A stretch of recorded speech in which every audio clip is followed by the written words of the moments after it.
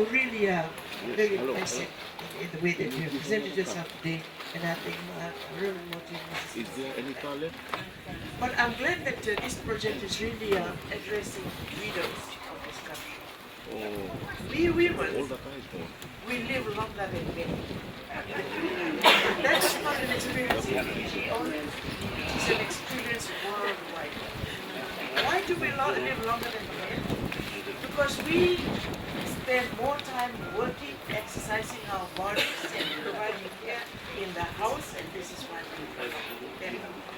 And there's one thing that the international community is looking at, and that is the fact that we women are living longer.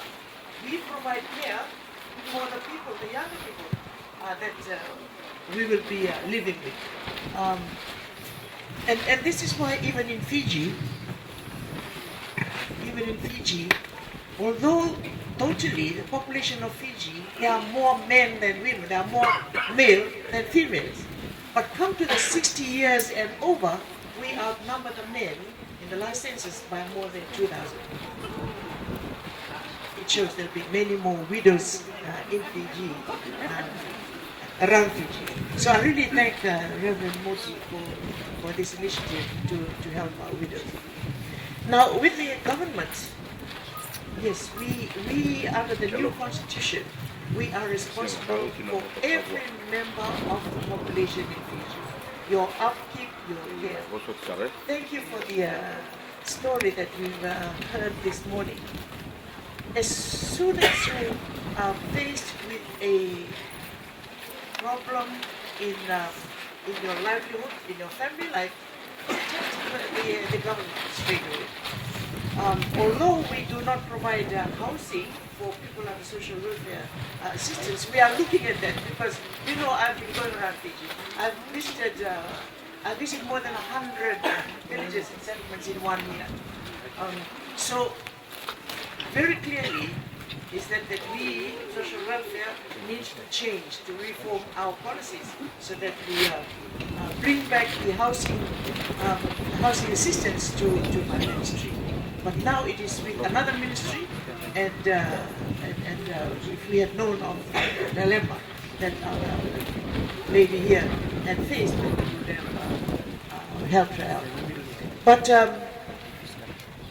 within the social welfare assistance, widows are well taken care of. Because there are three schemes under social welfare assistance. One is the family benefit scheme, in which we help families. Now, previously, if one member of that family is receiving social welfare assistance, all the other members do not qualify. But we find that providing assistance to just one member is not enough to cater for the whole family. And this is why we will take into consideration 4 members of the family, which means we provide $150 a month for each family. And that has increased our coverage of people living in poverty in this country and receiving social welfare assistance from 21,000 previously to more than 60,000 now. Now the second scheme is for single mothers with her, for instance,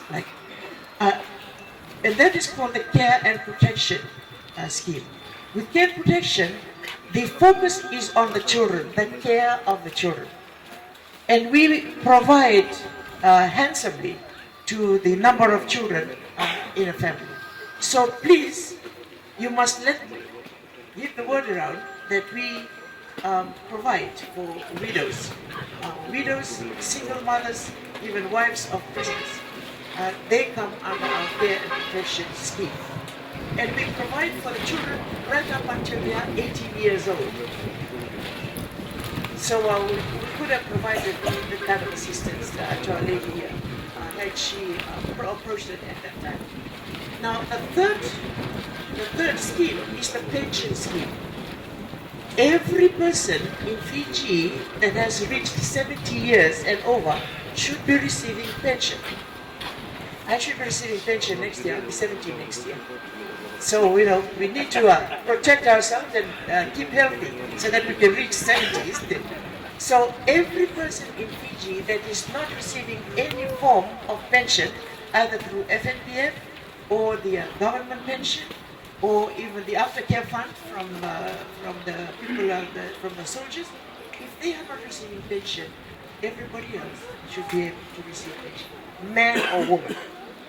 So if your husbands are receiving a pension and the women are not, the women can receive pension from us. As from January next year, it will be $50 a month. I keep telling the people in Suva and people around the urban areas, $50 a month may not be enough for you, maybe very little money. But to a lot of our women and men in the outlying islands and in the interior, $50 a month is big money. Even a lot of women that I speak to, I tell them, you're going to receive $50 a month, as from next year. They're receiving $30 now.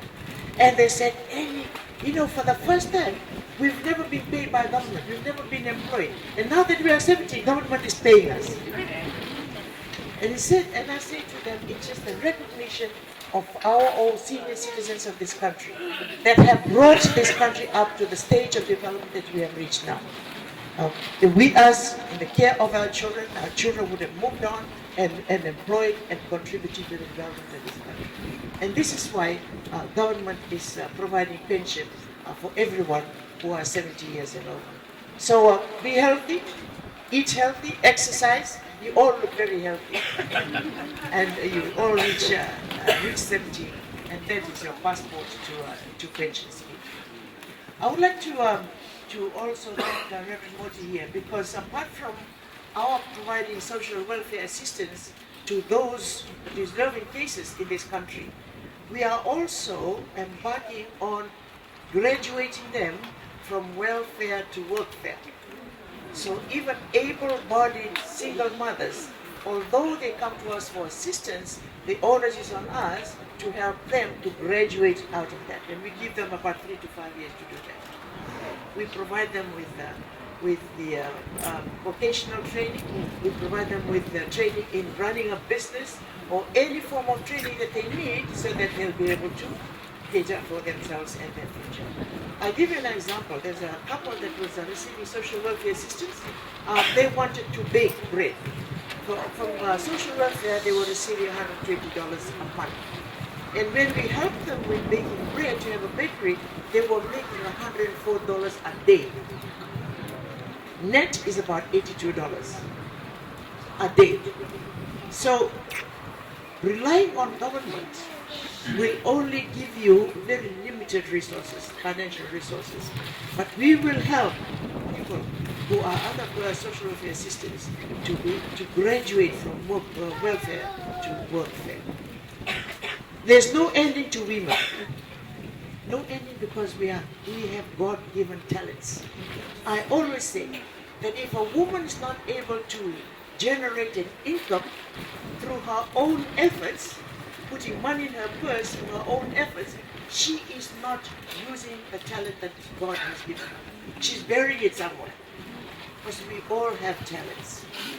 We may make a few parcels of roti and curry or tapioca and fish, and we sell them, and we make money. Or in some of the villages that I go to, just dig a few plots and plant cabbage, and when it's harvesting time, you will sell them in the village and make money. We can weave mats. As long as our fingers are strong and weave mats, we can continue to weave mats. If you are not able to utilize your talent, we, from the Ministry of Women, that is our responsibility. You come to us through our offices, and we will provide you skill training. We are now getting women from Indonesia to provide skill training here in Fiji. From India, they are coming to provide skill training. Why? Because we are able to produce things up to just a certain quality, certain level of quality. But because we have limited population in this country, for you, for instance, you're living in the village, you'll only make things to sell in the village. In the village, you may have just 100, 200 people. But because we have such small population, we need to look beyond Fiji. This is why we had the Women's Expo last week.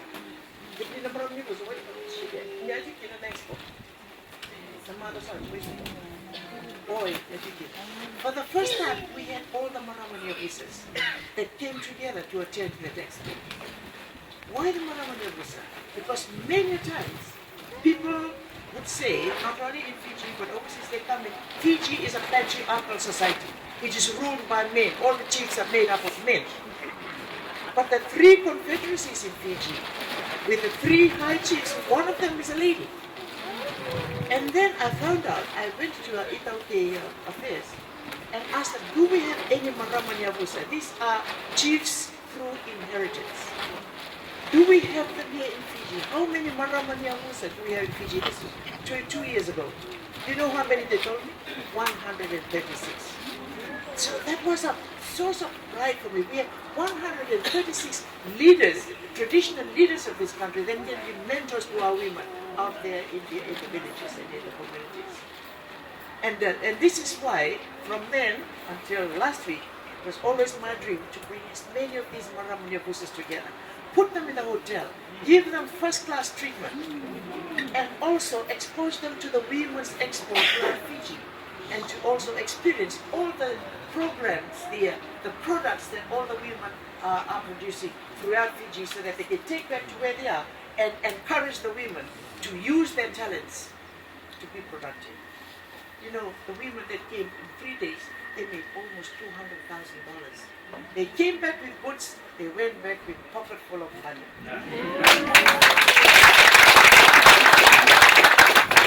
I managed to get 2 success stories from the 2 ladies.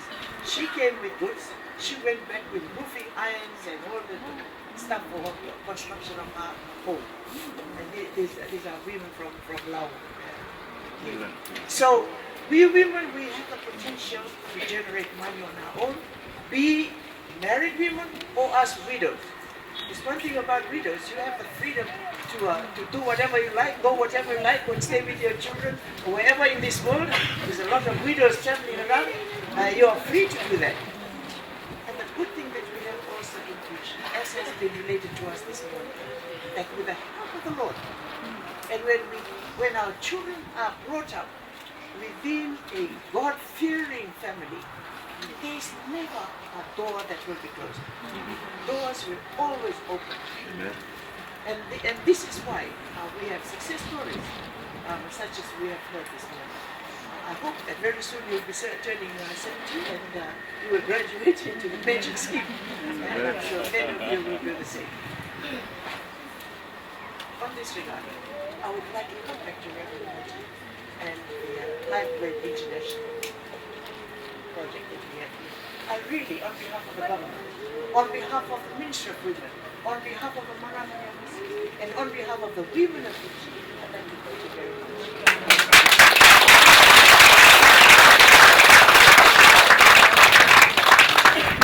But I must, now I'm just a turning politician. When I came in to be a minister, I was invited. Now that I'm campaigning, I prefer to do it's a hard job. But I look forward to be an elected member. And this is why we've got this the elections coming. The election is a very integral part of democracy. And there's one thing that this government is doing is to prepare our nation and remove all the policies, the racist policies that are causing division in Fiji. Remove all this and we become as one as Fijian. We as Fijian become as one. And to develop the process, we capitalize on the strengths of all the multiracial composition of our population. And we come as one. And this is how this government. However, we are in okay. We will continue to be in okay, as we know that. And we also value our own tradition and our own cultures. So, based on the new constitution has been translated into our language, translated to Fijian, which are in the Teidamu language, and the Willi Katolok, the constitution, so that we know, the laws that we have in place for our country. And not only that, not only is it translated into a vernacular language, it is also translated into the Braille machine. Because this government wants everybody, including the blind, to be able to know their constitution. And it's a constitution that is one of a kind. It's a constitution that really looks at the basic needs of people. It is all encompassed and all enshrined in the constitution. Not like the previous constitution, it's all the legal matters. It's only for lawyers to read. But now it really is including all the basic needs that people need to live a fulfilling life in this country. We want everybody to be happy. We want everybody to live a fulfilling life. And this is why we have a very good, a major campaign by our ministry is the elimination of violence against women and children.